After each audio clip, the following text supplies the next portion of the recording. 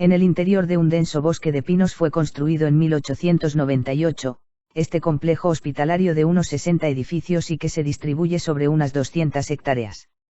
El complejo contaba con edificios separados para diversos usos y especialidades. Enfermedades contagiosas, rehabilitación, crónicos, etc. junto a los edificios para el personal y la administración. Incluso contaba con su propia planta de generación eléctrica, un salón de actos y capilla. Durante la Primera y la Segunda Guerra Mundial, se convirtió en hospital de guerra llegando a albergar, entre 1914 y 1915, hasta 17.500 convalecientes. Uno de ellos fue Adolf Hitler, que pasó allí una temporada en 1916 para recuperarse de las heridas que sufrió durante la batalla de la Somme. Tras la partición de Alemania, en 1945, el complejo estuvo a cargo de la URSS, y así siguió hasta el año 1995. Durante todos estos años, el complejo fue el mayor hospital militar ruso fuera de sus tierras.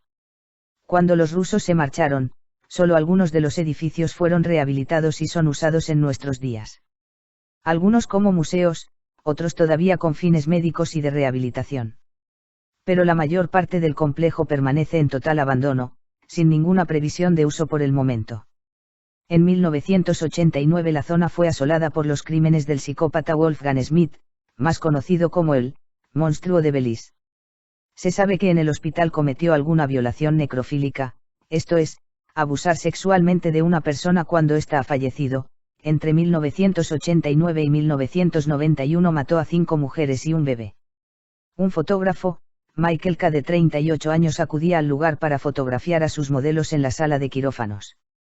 En 2008 y, sin saber las causas, este estranguló a su modelo en ese preciso habitáculo y después de muerta la violó. Multitud de psicofonías se han registrado en el lugar, como gemidos de dolor, voces que incitan a la violencia o a que te marches del lugar.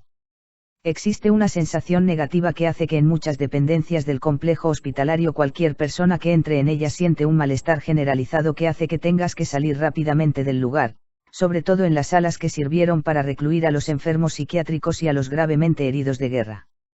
Además, en varias ocasiones se han encontrado restos de animales que han sido objetos de sacrificios y ritos relacionados con el satanismo, así como ouijas, que únicamente hacen que esa sensación de entidades negativas aumente.